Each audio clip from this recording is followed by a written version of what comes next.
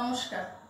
আজকে আমি আপনাদেরকে বিশেষত যাদের গাট হেলথ ইস্যু আছে, মানে পেটের সমস্যা আছে, আইবিএস আছে বা মর্নিং ডায়রিয়াতে ভোগেন হঠাৎ বা ডিসেন্ট্রির কোনো প্রবলেম বা অ্যাসিডিটি, যে কোনো সমস্যা, তাদেরকে 20 মিনিট মর্নিং একটা রুটিন আমি দেখিয়ে দেব।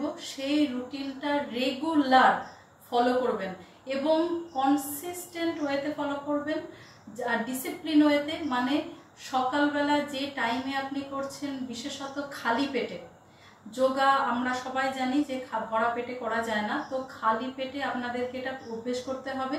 ঘুম থেকে উঠে প্রথমে চেষ্টা করবেন একটু গরম জল তাতে লেবু দিয়ে খাওয়ার পরে পায়খানা, মানে পেটটাকে ক্লিয়ার করার পর এসে এই যোগাসনগুলো করবেন। 1 মাস যদি আপনি এতে কন্টিনিউ করেন, তারপর আপনি বুঝতে পারবেন যে আপনার গাট হেলথ মানে পেটের প্রবলেমের কতটা উন্নতি ঘটেছে।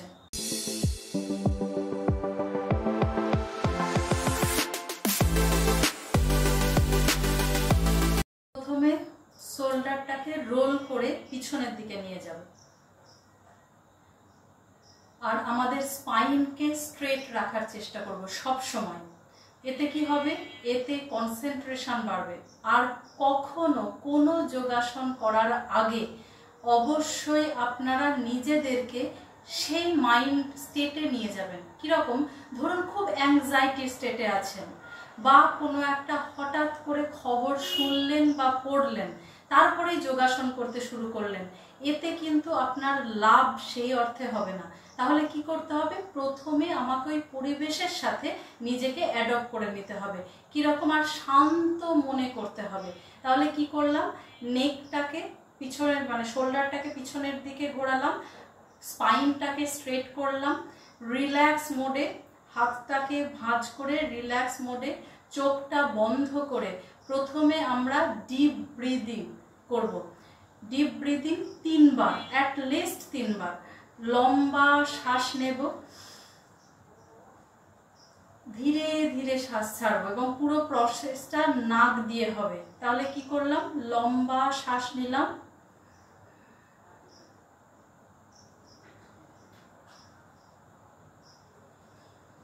শ্বাস ছাড়লাম, এরকম 3 বার আপনারা করবেন। তারপর কি করব? আমরা শুরু করব ওম বলা, ওম চ্যান্টিং করব। সেটা যারা যে ঈশ্বরে বিশ্বাসী বা আল্লাহতে বিশ্বাসী বা জেসাসে বিশ্বাস করেন, তারা নিজেদের মতো একটু প্রার্থনা করবেন। তাহলে আমি 3 বার ওম উচ্চারণ করব। শ্বাসটা নেওয়ার পর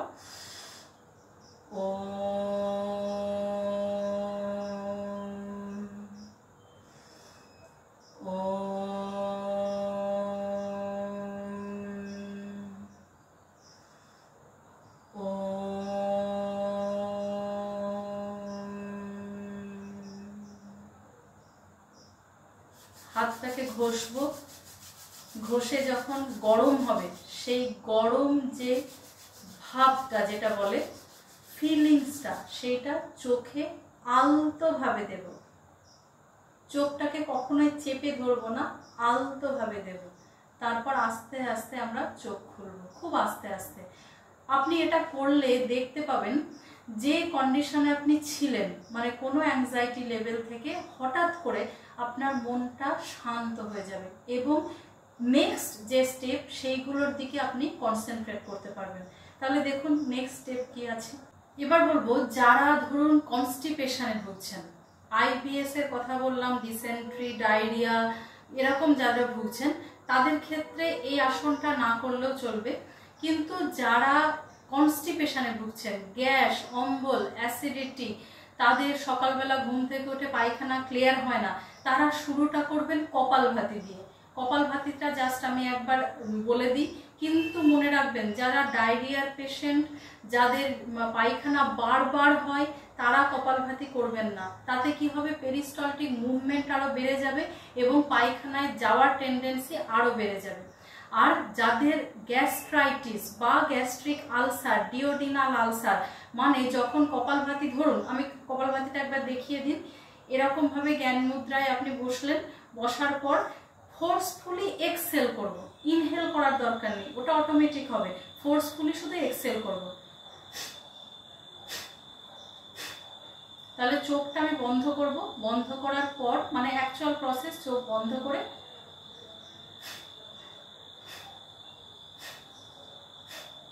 তাহলে যখন আমার ইন্টেস্টিনটা নাচছে, যখন আমি স্ট্রোক দেব, তাহলে এখানে যদি কোনো রকম আলসার থাকে বা ইনফ্লামেশন থাকে সেটা বেড়ে যাওয়ার চান্স থাকে। সেই জন্য কপালভাতি সবার জন্য নয়, বিশেষত gastritis, gastric ulcer, diarrhoea, dysentery, IBS এই পেশেন্টরা এটাকে অ্যাভয়েড করবেন। কেমন? কিন্তু কারা করবেন বললাম? কনস্টিপেশন, গ্যাস, অম্বল, অ্যাসিডিটি, পায়খানা একেবারেই মানে পরিষ্কার হয় না বা রেগুলার নয় তাদের ক্ষেত্রে। হ্যাঁ, তাহলে যারা আইবিএস এ ভুগছেন তারা কি করবেন এবার দেখে নিন। তাহলে প্রথমে শুরু করব তারাসন দিয়ে। তারাসনটা কি? ইন্টারলক, ফিঙ্গারকে ইন্টারলক করতে হবে। পায়ের পজিশন এরকম সোজাসুজি থাকবে, একটু ফাঁক থাকবে দুই পায়ের মধ্যে।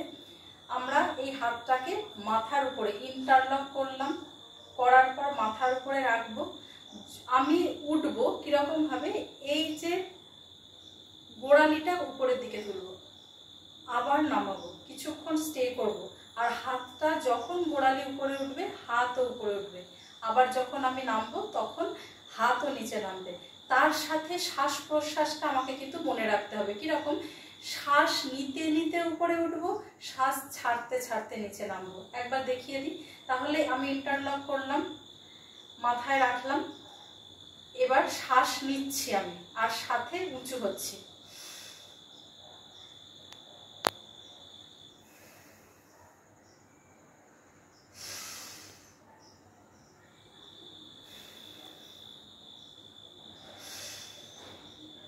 কিছুক্ষণ এখানটায় স্টে করব, লাস্ট টাইম মানে যখন শেষবার সেটা একটু স্টে করব, তারপরে আস্তে আস্তে আবার নামবো। কেমন? এটা গেল তারাসন। এবার আসছে কটি চক্রাসন। সেটা কিরকম? এটা প্রথমে হাতটাকে তুলে নেব, তারপর আমি সাইডে ঘুরবো। এই বাঁ হাত, যখন আমি বাঁ দিকে যাব বাঁ হাত স্ট্রেট থাকবে, কিন্তু ডান হাতটা বাঁ হাতের শোল্ডারের কাছে এরকম লাগবে। আবার যখন ডান দিকে ঘুরবো ডান হাত স্ট্রেট, বাঁ হাত শোল্ডারের কাছে। কেমন? আর শ্বাস প্রশ্বাসটা কেমন হবে? শ্বাস ছাড়তে ছাড়তে এদিকে ঘুরবো, শ্বাস নিতে নিতে সেন্টারে আসবো, ছাড়তে ছাড়তে ডান দিকে যাব, নিতে নিতে সেন্টারে আসবো। তাহলে একবার দেখাই। তুললাম শ্বাস নিয়ে,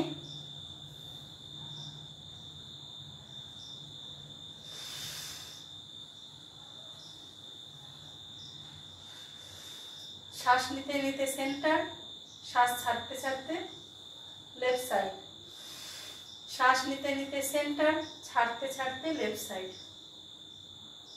রাইট সাইড, শ্বাস নিতে নিতে সেন্টার, ছাড়তে ছাড়তে লেফট সাইড। হলো? তারপরে রিলিজ, হ্যান্ডকে রিলিজ করতে হবে। এবার বসে বসে কিছু টুইস্টিং আসন দেখাবো, কারণ টুইস্টিং আসন খুব ইম্পর্টেন্ট আমাদের ইনডাইজেশন প্রবলেমের জন্য। যাদের ডায়রিয়া হচ্ছে স্পেশালি তাদের কি হয়? ডাইজেশন ঠিকঠাক না হয়ে দেখবেন ফুড পার্টিকেলও বেরিয়ে চলে যায়, তাতে অ্যাবজর্পশন ঠিক করে হয় না দেহের, আর দেহটা খারাপ হয়ে যায়, মানে ম্যাল নিউট্রিশন হয়ে যায়। তো সেই জন্য কিছু টুইস্টিং আসন। তাহলে প্রথমে আমি কি করব? এই পাটাকে ভাঁজ করে নেব, মানে এটা লেফটটাকে ভাঁজ করে নেব। লেফট ভাঁজ করে রাইট যে লেগ মানে ডান পাটা আপনাকে উল্টো দিকে নিয়ে যেতে হবে। উল্টো দিকে নিয়ে যাওয়ার পর এই ডান পাটাকে বাঁ হাত দিয়ে এই কুনোইটা দিয়ে এরকম হাগ করতে হবে। কেমন? তারপর ডান হাতটা আমি মেঝেতে রাখবো, মেঝেতে রেখে টুইস্ট করব, জাস্ট বডিটাকে টুইস্ট, যার যতটুকু সম্ভব। এরকম নয় কি আপনাকে পুরোটাই ঘুরে যেতে হবে বা পারছেন না তাও খুব ট্রাই করতে হবে না। এবার স্পাইনটাকে আমি প্রথম কথা সোজা রাখবো, সোজা রেখে যতটুকু ঘোরা যায়। যারা ওবেসড আছেন, পেট হয়তো অনেকটা মোটা, তাদের ক্ষেত্রে টুইস্টিং বা ঘোরা সেইভাবে সম্ভব নয়, কিন্তু যখন আস্তে আস্তে করলে দেখতে পাবেন যে পেটটাও কমতে শুরু করেছে, আপনার বডির টুইস্টিংও অনেক বেশি হচ্ছে। তাহলে এরকমভাবে ধরলেন, স্পাইন সোজা রাখবো, ডান দিকে মুভ করে যাব, কেমন? আবার উল্টোটা, এই পাটা এদিকে, ডান পাটা নিচে, বাঁ পাটা উপরে, ডান হাত দিয়ে ধরবো, জাস্ট স্পাইন সোজা রাখবো, টুইস্ট করে যাবে। কেমন? আর এই রকম পজিশনে যখন আপনি করবেন সেটা কিন্তু বেশ কিছুক্ষণ আপনাকে হোল্ড করতে হবে, সেটা আপনার পারকতা অনুযায়ী, মিনিমাম 10 সেকেন্ড, যদি পারেন সেটা বাড়ালেও বাড়াতে পারেন, কিন্তু মিনিমাম একটা 10 সেকেন্ড হোল্ড করার চেষ্টা করবেন। কেমন? এরপরে কি আসবে? এরপরে বাবা লোকনাথকে দেখেছেন সবাই যে কীরকম বসতে, গোমুখ আসন আমরা করি। তো সেই আসনটা করলে পেট যখন মেরুদণ্ড সোজা হবে প্রথম কথা, দ্বিতীয় কথা যখন আমার টান টান হবে পেটটা, তখন কি হবে, অনেক বেশি পরিমাণে যে অনেকের অ্যাসিডিটি হয়ে যায় না, সেটা ঠিকঠাক পরিমাণে সিক্রেশনটা হবে, তার সাথে আপনার হজম শক্তি বাড়বে। এইগুলো সব টুইস্টিং ব্যায়ামের মধ্যে আসছে। আর তার সাথে এই যে মাসেলের টান পড়ছে বডিতে, সেগুলো কি হবে, আমাদের অনেকের হয় না এরকম যে ইচ্ছে করে না কোনো কাজ করতে, বডির মুভমেন্ট করতে ইচ্ছে করে না, সেই মুভমেন্টগুলো অনেকটা বেড়ে যাবে। আর তার সাথে পেন, যদি কোথাও কোনো পেন থাকে সেগুলো অনেক কমে যাবে। তাহলে চলুন আসনটা দেখা যাক। যদি প্রথম আপনি ডান পাটাকে নিচে রাখছেন, বাঁ পাটাকে উপরে রাখছেন, তাহলে মেরুদণ্ড সোজা করে এই দুটো হাঁটু সমান্তরালে রাখার চেষ্টা করবেন। তাহলে আমার ক্ষেত্রে উপরে আছে বাঁ হাঁটুটা, তাহলে আমি বাঁ হাতটাকে তুলব, আর যখন ডান পা উপরে থাকবে ডান হাতটাকে তুলব। তাহলে বাঁ হাতটা উপর থেকে নিয়ে যাব, ডান হাতটা নিচে থেকে নিয়ে যাব, তারপরে ইন্টারলক করতে হবে ফিঙ্গারের। কেমন? আমি দেখিয়ে দিচ্ছি আপনাদেরকে পিছন থেকে। আর উল্টোটা যখন করব তখন বাঁ পাটা পিছনে, ডান পাটা উপরে, ডান হাতটা উপরে, বাঁ হাতটা নিচে, তারপর সোজা হয়ে বসে থাকবো। এইটাও যতক্ষণ আপনাদের থাকা সম্ভব সেটা আপনারা থাকবেন। তাহলে একবার পিছন থেকে দেখিয়ে দিই।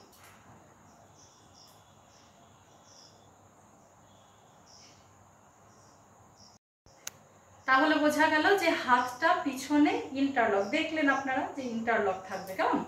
অনেকের এটাও হতে পারে যে হাত পৌঁছালো না, তাদের ক্ষেত্রে কি করবেন, ছোট্ট একটা রুমাল বা কোনো ওড়না, তারা সেটাকে ধরে এরকম করতে পারেন। আর যাদের ক্ষেত্রে মনে হচ্ছে একটুখানি বাকি আছে, জাস্ট ঠেকে আছে, ইটস ওকে, কমপ্লিটলি ফাইন। আপনাদের কিছুদিন অভ্যেস করার পর, কারণ এই যে টান টান মানে লিগামেন্টের টান পড়া বা মাসেলের স্ট্রেচ হওয়া, এগুলোর উপরে নির্ভর করে। এটা এমন নয় যে আপনার হাত ছোট বা বড়, এরকম কোনো ব্যাপার নেই, সবার হাত সমান, ছোট বড় সেটা আলাদা কেস। কিন্তু আমাদের যারা নর্মাল মানুষ তাদের ক্ষেত্রে প্রত্যেকের যাবে, যদি না যায় তার মানে হয় আপনার স্পাইনে কোনো প্রবলেম আছে, না হলে আপনার এই মাসল বা লিগামেন্টের কোনো প্রবলেম আছে। সেটা ঠেকলে আজকে ঠেকছে, 7 দিন বাদে দেখবেন অনেকটা কাছে চলে এসছে, এটা চিন্তা করার কোনো কারণ নেই। আর যদি না আসে, ওই যে বললাম যে একটা রুমাল, ছোট একটা কাপড়ের টুকরো, সেটা নিয়ে আপনি পিছনে টান টান করতেই পারেন, কোনো অসুবিধা নেই। কেমন? পরের আসনটা আমরা করব কি, হাঁটু গেড়ে বসা যাকে বলে। হাঁটুর উপরে বসবো, কোমরটাকে ধরবো, ধরার পরে আমরা যতটা পারবো কোমরটা মানে পেটটাকে সামনে এনে কোমরটাকে বেন্ড করে মুখটাকে সিলিংয়ের দিকে করব। কেমন? এটাতে কি হবে, ওই যে একই মানে স্টমাকের উপর যখন স্ট্রেচ করবে সেলগুলো অ্যাক্টিভ হবে, ইনডাইজেশনের প্রবলেম অনেক কমে যাবে। তাহলে কি হলো, প্রথম হাতটাকে কোমরে দিলাম, পাটা হাঁটু এরকমভাবে বসলাম, এরকম এরকম বসে উপরের দিকে একটু মিনিমাম ফাঁক রাখার চেষ্টা করবেন, উপরের দিকে আমরা তাকাবো। শ্বাসটা যখন ডাউন হব তখন শ্বাস নিতে নিতে উপরে তুলব, আবার ছাড়তে ছাড়তে সেন্টার পজিশনে আসবো। কিরকম?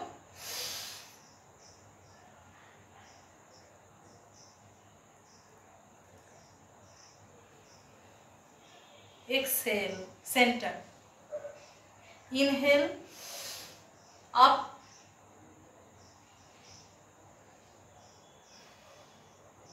Exhale, centre. এটাতে আপনার মোটামুটি একটা 10 বার করার চেষ্টা করবেন। আর যখন করবেন আপে যখন থাকবেন তখন কিছুটা টাইম হোল্ড করবেন, যেমন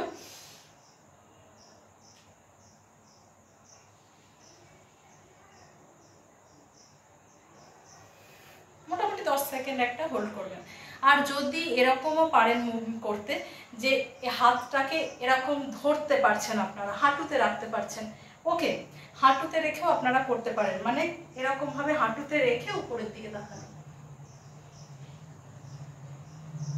কেমন, এটাও করতে পারেন, কোনো অসুবিধা নেই। কিন্তু যারা পারছেন না তাদের জন্য এইটুকু, আমি ধরেই নিচ্ছি যে আপনারা শুরু করছেন, সেই জন্য ওইভাবে করবেন। আচ্ছা, এবার cats and cow position. Cats and cow position মানে এই যে আপনি একবার দেখে নেবেন যে আপনি যে পজিশনে, মানে কতটুকু দূরেই হাতটা থাকবে, 4 পেয়ে জন্তু ক্যাট কাউ, এটা কি হয়, কত দূরে হাতটা থাকবে হাঁটু থেকে।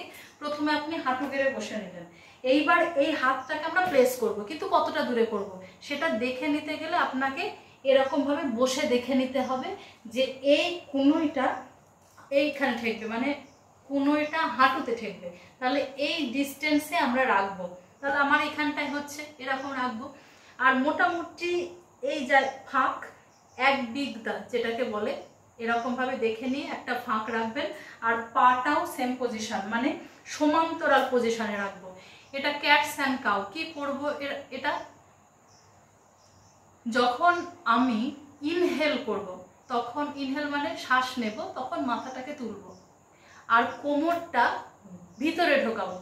আর যখন আমি শ্বাস ছাড়বো তখন কি করব, মাথাটাকে ভিতরে ঢোকাবো। তাহলে এবার সাইড থেকে দেখাচ্ছি আপনাদেরকে। যখন নর্মাল পজিশনে আমি আছি, এবার শ্বাস নেব, শ্বাস নেওয়ার সাথে সাথে মাথা তুলবো, কোমর ঢোকাবো, কেমন, তাহলে কিরকম হলো, আর শ্বাস ছাড়বো তখন কোমরটাকে উপরের দিকে তুলবো, মাথাটা ঢুকিয়ে দেবো।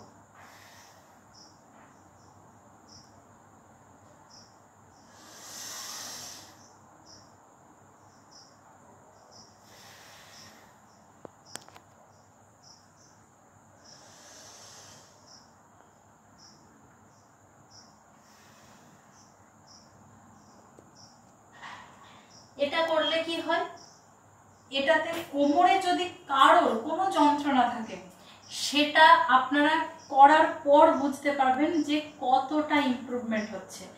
আর আমাদের কোমরটা পেটের সাথে ভীষণভাবে রিলেটেড। এরকম অনেক মানুষ আছে দেখবেন যারা ডিসেন্ট্রিতে ভুগছেন, মানে হঠাৎ করে আমাশার প্রবলেম, পিঠে যন্ত্রণা করে, তাহলে তারা অনেক সময় বুঝে যায় যে আজকে আমার আমাশা হবে।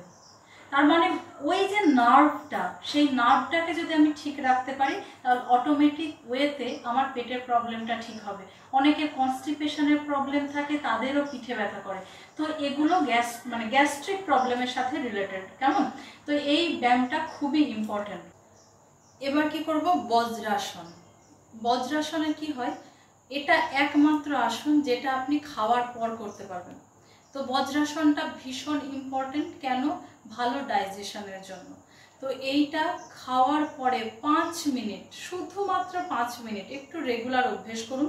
যখনই খাবার খেয়ে উঠবেন, বিশেষত কোনো হেভি মিল, লাঞ্চ, ডিনার, এগুলোর পরে 5 মিনিট বজ্রাসনের অভ্যেস করুন। তো এই বজ্রাসনের পরে এবার কি করব, চাইল্ড পোজ। চাইল্ড পোজ মানে বাচ্চারা কেমন করে শোয় দেখবেন, এরকমভাবে দুটো হাঁটু দুদিকে দিয়ে ওরা মাঝখানে হাতটাকে রেখে জাস্ট মাথাটা ঠেকিয়ে দেওয়া, এটা চাইল্ড পোজ। এরকম চাইল্ড পোজে আপনাদের ব্যায়াম করার পর যতক্ষণ থাকতে পারবেন, মানে ধরুন কারণ মনে হলো 1 মিনিট থাকুন, কোনো অসুবিধা নেই, কারণ ওই যে ব্যায়াম করার পর যা স্ট্রেচ হলো তার রিল্যাক্সেশন এটা। আর এটাতে ভীষণ আরাম লাগে শুতে। আর এইটাতে শুধু আরাম না, যাদের ভুঁড়ি মানে পেটটা অনেক বেশি ফ্যাট জমে আছে তাদের ক্ষেত্রেও এইটা অনেক কাজে দেবে। আর সব থেকে ইম্পর্টেন্ট হলো রিল্যাক্সেশনের কাজ করবে, কেমন। তাহলে এরপরে আসবে চাইল্ড পোজটা। চাইল্ড পোজে কিছুক্ষণ রিল্যাক্সেশনের পরে কি করবেন, শশকাসন। একই পোজ, কিন্তু পাটা থাকবে কাছাকাছি, মানে ঠেকিয়ে, পা ঠেকিয়ে দেবেন দুটো, তারপর পেটটাকে এই পায়ের উপরে বসিয়ে দেবেন, মাথাটাকে নিচে। এতে কি হবে, আপনার পেটের এক্সেস যে ফ্যাট সেই ফ্যাটটা থাকবে না, একদিনে হবে না, কিছুদিন পর আপনি বুঝতে পারবেন। তাহলে কি করব, প্রথমে নিলিং পজিশন, হাঁটু গেড়ে বসবো, হাঁটু দুটো কাছাকাছি থাকবে, হাত পেটটা চাপ যাবে, চাপ লেগে হাতটাকে এরকমভাবে দেওয়া, আর সাইডটা দেখুন উঠবে না, সাইডটা উঠবে না, এরকম পজিশনেই থাকবে।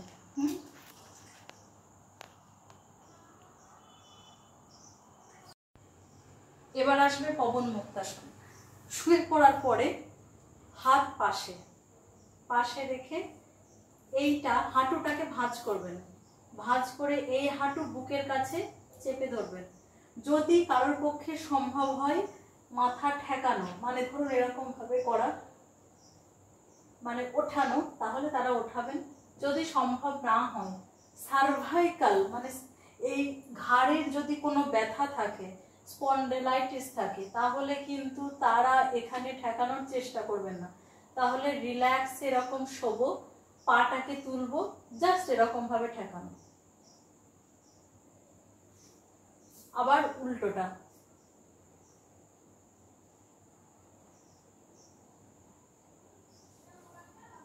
এটা কিছুক্ষণ আমাদের হোল্ড করে রাখতে হবে, মানে ধরে রাখতে হবে। এক পা করার পর 2 পা করব, যদি সম্ভব হয় মাথাটাকে তুলবো, না হলে কোনো অসুবিধা নেই। এটা কিছুক্ষণ ধরে রাখবো, তারপর আস্তে আস্তে রিল্যাক্স। পবন মুক্তাসনের পরে আমরা এবার করব কি আসন, আমাদের সব থেকে পছন্দের আসন, কি শবাসন। হাত দুটো দুপাশে রিল্যাক্সে থাকবে, পা দুটো একটু ফাঁক করে রিল্যাক্সে দেব। যতক্ষণ আপনার ইচ্ছা, 1 মিনিট 2 মিনিট কি 5 মিনিট, তারা এরকম ভাবেই নর্মাল শ্বাস প্রশ্বাস, রিল্যাক্স, কোনো কথা চিন্তা করবেন না, চোখটা বন্ধ করে জাস্ট নিজের বডির উপরে নজর দেবেন, শ্বাস প্রশ্বাসের উপর, বডির ব্লাড ফ্লো কোন দিকে হচ্ছে, কোথায় কিরকম আপনি ফিল করেছেন এই যে এতক্ষণ করলেন, সেইগুলোর উপরে আপনি নজর দেবেন, আর মনটাকে কোয়াইট রাখার চেষ্টা করবেন। তাহলে এটা শবাসন আমরা কিছুক্ষণ করব, যার যেটুকু মনে হয়। শবাসন করার পর ওঠার একটা টেকনিক আছে, সেই ওঠার টেকনিকটা আমি দেখিয়ে দিচ্ছি। হঠাৎ করে এরকম ভাবে উঠবেন না, কখনোই উঠবেন না, এটা একেবারেই শরীরের পক্ষে কাজে লাগবে না, কারণ অ্যাংজাইটি বেড়ে যাবে। তাহলে কি করবেন, ডান দিকে ঘুরে যাবেন, কাত হয়ে যাবেন। প্রথমে পাটাকে ভাঁজ করব, ডান দিকে কাত হব, ডান হাতটা বাড়াবো, বাঁ হাতটাকে ভর দেব, পা দুটো ভাঁজ করে এইভাবে ডান দিক দিয়ে উঠবো। তাতে কি হবে, আমাদের মনটা রিল্যাক্সে থাকবে, আর আপনি এতক্ষণ যেটা করলেন রিল্যাক্স মোডে সেটার উপকারটা পাবেন। কেমন? এবার আরেকটা ইম্পর্টেন্ট পার্ট, এটা তো গেল আসন, এরপরে আসবে প্রাণায়াম। এই প্রাণায়ামটা আমাদের এখনকার দিনের মানুষজন যারা ভীষণ ব্যস্ত, যাদের ঠিকমতো খাবার দাবারটাও করার সময় নেই, তাদের ক্ষেত্রে, অ্যাংজাইটির মধ্যে আছেন তাদের ক্ষেত্রে ভীষণ ইম্পর্টেন্ট। প্রাণায়ামের প্রথমেই করব অনুলোম বিলোম। অনুলোম বিলোম জ্ঞান মুদ্রাতে বসবো, বসার পর রাইট হ্যান্ড মানে ডান হাতটা আপনি একবার মুদ্রাটা দেখে নিন, এই যে সামনের দুটো আঙুল এই দুটোকে ভাঁজ করব, এরকমভাবে থাকবে মুদ্রাটা। তাতে কি হবে, বুড়ো আঙুল দিয়ে আমি ডান দিকটা চেপে ধরবো, আর বাঁ দিকটা মানে লেফট নস্ট্রিল যেটা, সেটা আমি রিং ফিঙ্গার দিয়ে, অনামিকা দিয়ে চেপে ধরবো। তাহলে কি করব, প্রথমে মেরুদণ্ড সোজা, শোল্ডারকে রোল করে নেব, তাহলেই দেখবে মেরুদণ্ড সোজা হয়ে গেল। এরপরে কি করব, এরকম মুদ্রাটা করে বাঁ দিকে সবসময় শুরুটা করব বাঁ দিক দিয়ে, ডান দিকে বুড়ো আঙুলটা চেপে ধরলাম, চেপে মানে এরকম নয় যে ডান নাকটা অবধি বেঁকে যাচ্ছে, এরকম নয়, জাস্ট চেপে ধরা। তাতে কি নাক সোজা থাকবে, নিঃশ্বাসটা আপনার নিতে মানে শ্বাস নিতে সুবিধা হবে, কোনো রকম প্রেস করে মানে খুব জোরে প্রেস করে নয়, চেপে ধরলাম। এবার বাঁ দিক দিয়ে শ্বাস নেব, ধীরে ধীরে একটু যদি হোল্ড করতে পারেন 1 থেকে 2 সেকেন্ড, ঠিক আছে, হোল্ড করলেন বা করলেন না। যখন আমি ছাড়বো, শ্বাস নিলাম বাঁ দিক দিয়ে, ছাড়বো ডান দিক দিয়ে, তাহলে ছাড়ার সময় এই অনামিকাটা চেপে ধরবো, যেটা বাঁ দিকের নস্ট্রিলটাকে, ডান দিক দিয়ে ছাড়বো। আবার ডান দিক দিয়ে শ্বাস নেব, ডান দিক চেপে ধরে বাঁ দিক দিয়ে ছাড়বো, অনুলোম বিলোম। তাহলে চলুন করা যাক। চোখটা বন্ধ থাকবে।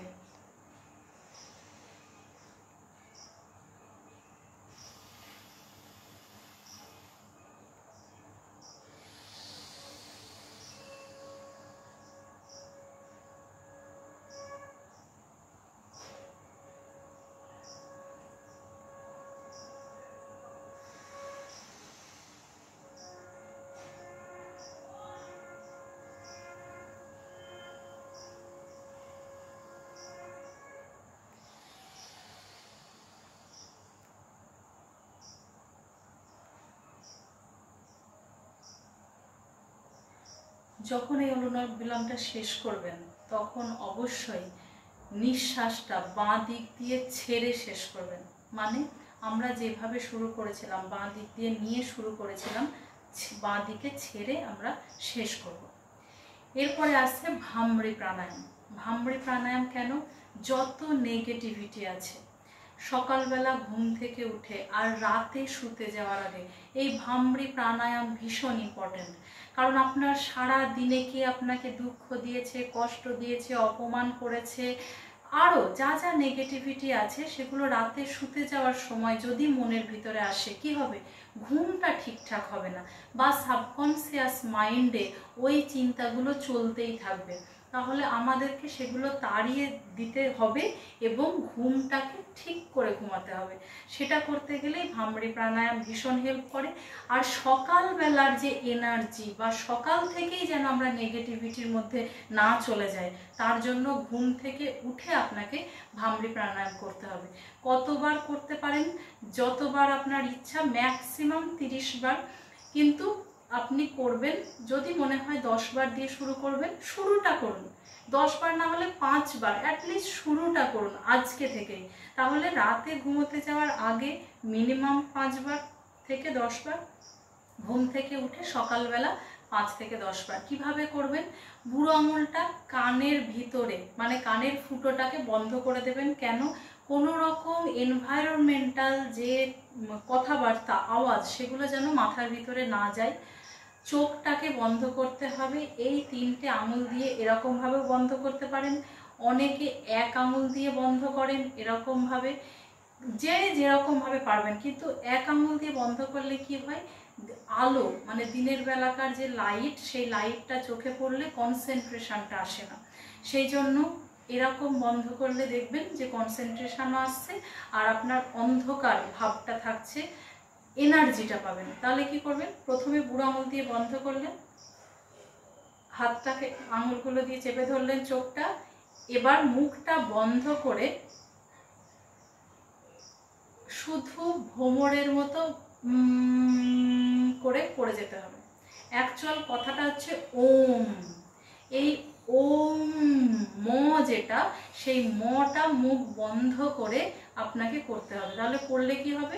দেখবেন এই ভিতরে, মাথার ভিতরে মনে হবে একটা কম্পন ভেসে ভেসে বেড়াচ্ছে, আর সেটাই আপনার ভিতরে নেগেটিভিটিটাকে সরিয়ে দেবে। তাহলে চলুন করা যাক।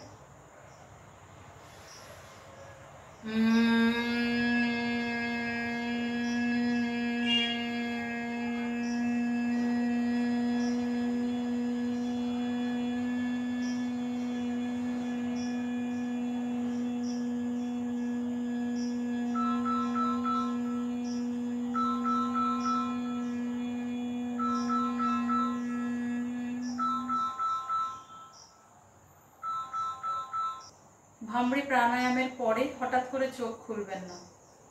এই ভিতরে যে পজিটিভিটিটা এলো বা যে চেঞ্জটা হলো, সেটা আপনি লক্ষ্য করুন। কিছুক্ষণ চুপচাপ বসে অবজার্ভ করুন আপনার ভিতরের চেঞ্জ। তারপর প্রণাম মন্ত্রে আসুন এসে 3 বার ওম আমেন আমেন বলবেন, যার যেটা খুশি। আমি ওম বলছি,